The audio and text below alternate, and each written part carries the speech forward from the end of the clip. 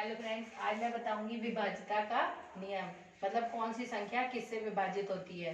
ठीक है, आप देख के ही उसको बता देंगे कि ये संख्या 3 से विभाजित है कि नहीं, 4 से है कि नहीं, 5 से है, क्योंकि इन्हीं के बेस पे कंपटीशन में क्वेश्चंस आते हैं। तो पहला नियम ये है कि 2 से विभाजित, 2 से विभाज्य।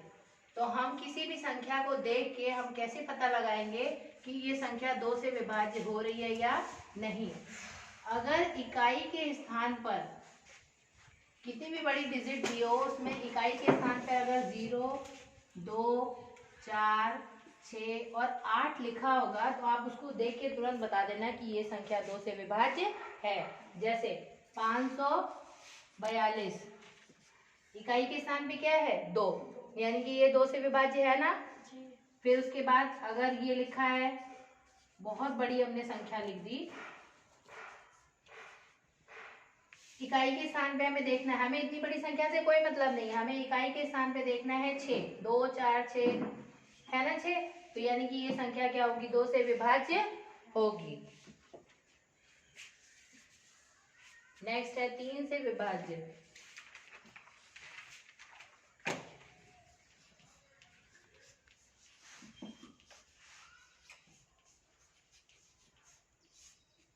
तीन से विभाज्य वही संख्याएं होंगी जिनके सारे अंकों को हम अगर जोड़ दें, जितना भी बड़ा नंबर होगा अगर हम सारे अंक को जोड़ दें और वो जो जोड़ने पे सम कोई भी नंबर आएगा उसका अगर हम 3 से भाग दें उसमें, तो अगर वो विभाज्य हो जाता है पूरा पूरा तो वो संख्या 3 से विभाजित है। जैसे अगर हमने लिखा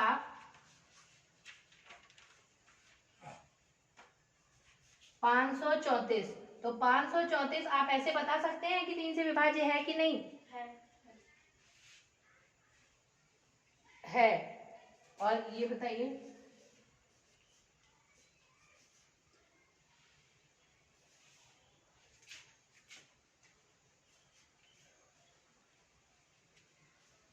ये संख्या 3 से विभाजित है, कैसे पता चला।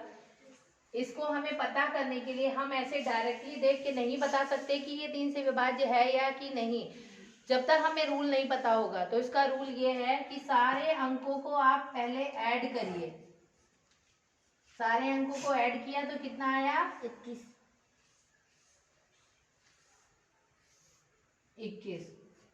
तो अब हम ये बताएंगे 3 से भाग देके इसमें कि ये 3 से विभाज्य है या नहीं।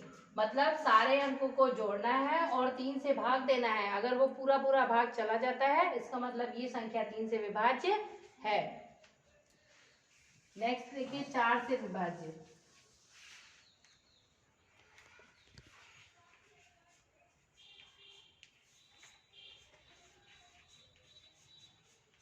चार से विभाज्यता का नियम ये है कि कितना भी बड़ा नंबर लिखा हो, अगर उसके आखिरी के 2 अंक, इकाई और दहाई के दोनों अंक मिला के अगर उस संख्या में 4 से भाग जा रहा है, 80 में 4 का भाग चला जाएगा ना, आराम से पूरा पूरा कट जाएगा, तो ये संख्या क्या हो गई, 4 से विभाज्य हो गई।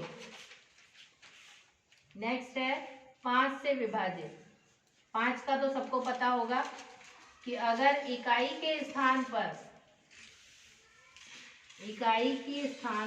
0 या 5 हो, इकाई के स्थान पर अगर 0 या 5 हो तो चाहे जितनी भी बड़ी संख्या वो 5 से हमेशा विभाज्य हो जाएगी। जैसे मान लीजिए कि 555 है, तो हमने इकाई का अंक देखा, इकाई के स्थान पर क्या है 5 है, तो ये 5 से विभाज्य हो जाएगी। जैसे 640 है, इकाई के स्थान पे क्या है 0 है, 0 या 5 होगा तो 5 से विभाज्य होगी। आगे देखिए 6 से विभाज्य। 6 से कौन कौन सी संख्याएं विभाज्य होंगी, जो भी संख्या 2 और 3 दोनों से विभाज्य हो। कोई भी हमने नंबर दिया, अगर हम 2 से भी उसे विभाजित कर दे रहे हैं और 3 से भी कर दे रहे हैं तो वो संख्या हमेशा 6 से भी विभाज्य होगी। जैसे 240, 2 से विभाजिता का नियम क्या होता है, इकाई के स्थान पर 0, 2, 4, 6, 8 हो तो वो 2 से विभाज्य हो जाता है, यानी कि इकाई के स्थान पर 0 है, इसका मतलब ये 2 से विभाज्य हो जाएगी। और 3 से क्या होता है कि हमने सारे को ऐड किया और ऐड करने के बाद जो नंबर आया वो अगर 3 से विभाजित है तो ये नंबर 3 से विभाज्य है, यानी कि ये 240 जो है वो 2 से भी विभाज्य है और 3 से भी विभाज्य, इसका मतलब ये 6 से भी विभाज्य होगी। हम एक बार चेक करते हैं होगी या नहीं होगी। हम भाग दे के देखते हैं। 6 चौके 24, यानी कि ये 6 से विभाजित हो गई ना। तो 6 का रूल क्या है, जो संख्या 2 और 3 दोनों से विभाज्य होगी वो संख्या हमेशा 6 से भी विभाज्य होगी। अब देखिए 7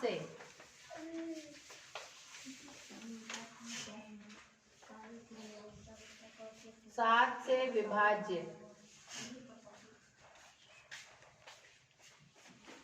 ध्यान से सुनिएगा, ये थोड़ा डिफरेंट है। अगर 6 के गुणज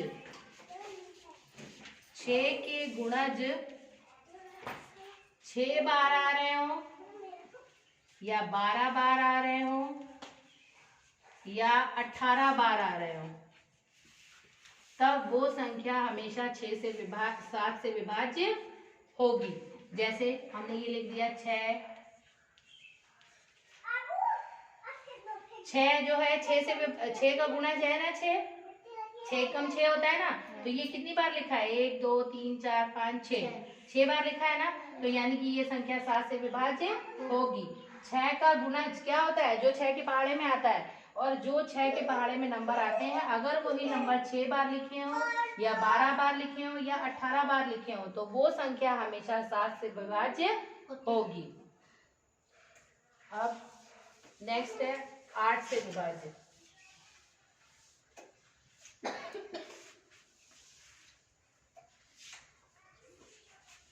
8 से विभाज्य, तो 8 से कौन कौन से नंबर विभाज्य होते हैं। हमने 4 से विभाज्य का नियम पढ़ा था कि लास्ट के 2 नंबर, इकाई और दहाई के नंबर अगर 4 से विभाजित होंगे तो वो संख्या 4 से विभाज्य होगी। लेकिन 8 में थोड़ा सा डिफरेंट होता है कि अगर जैसे कोई भी नंबर लिखा है,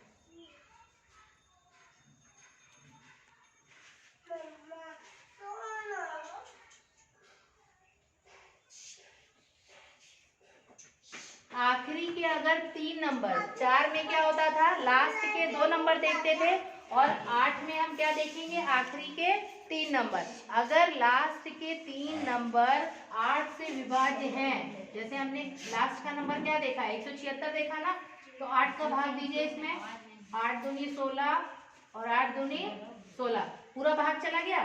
तो यानी कि जो ये इतना बड़ा नंबर लिखा है वो पूरा 8 से विभाज्य होगा। एक बार चेक करके देखते हैं।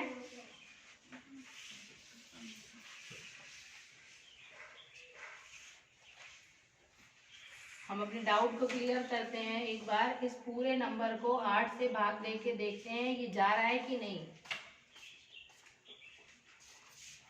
8 5 40, 3 बचा, 8 चौक 32,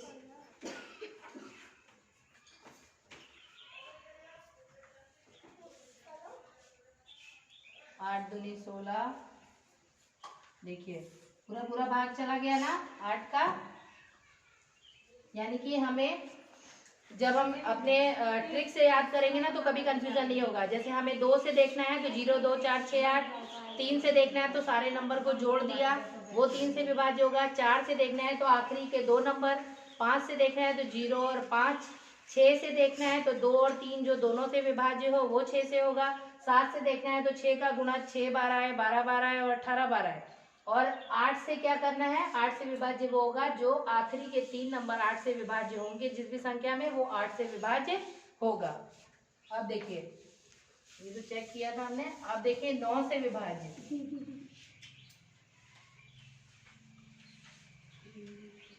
9 से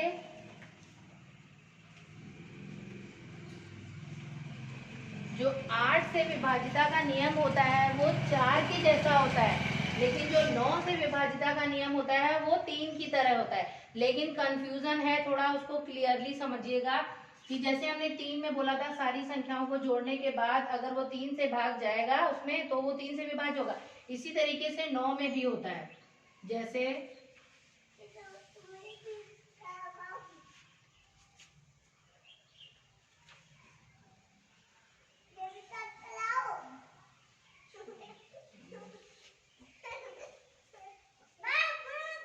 ठीक है 9 से विभाजिता का नियम ये है कि हम सारे अंकों को जोड़ेंगे।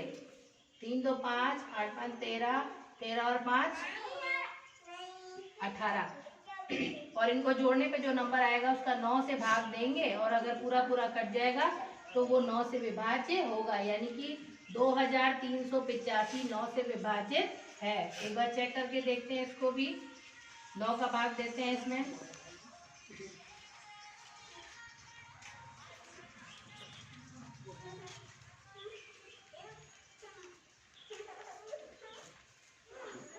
देखिए 9 से पूरा विभाजित है ना ये नंबर।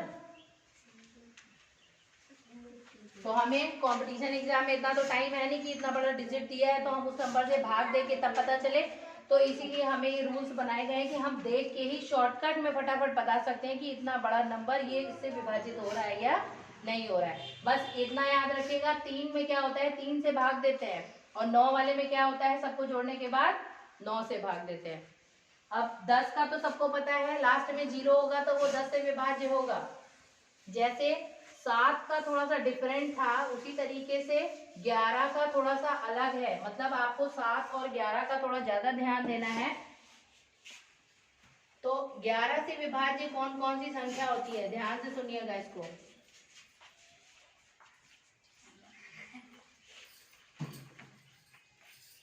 ग्यारह से विभाज्य का एक एग्जाम्पल देते हैं, उसके बाद आपको बताएंगे इसको।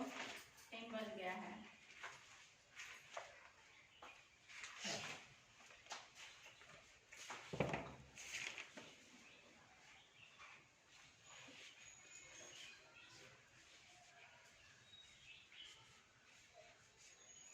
इसमें क्या करना है हमको, ध्यान से सुनिए।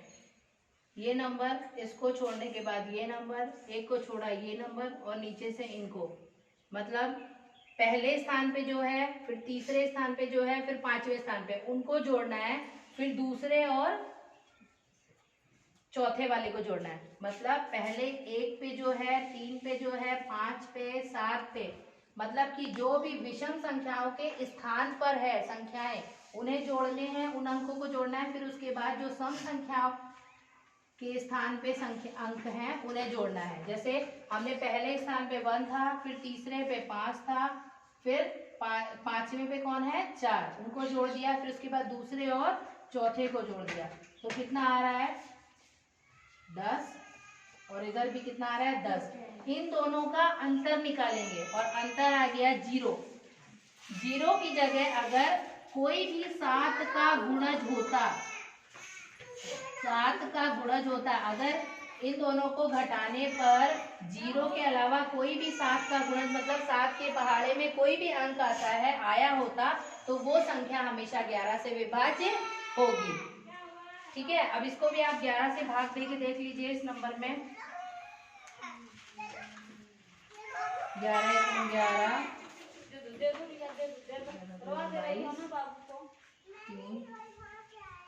33 4 बचा और 11 चौक 44, यानी कि इसमें भी 11 से भाग जा रहा है।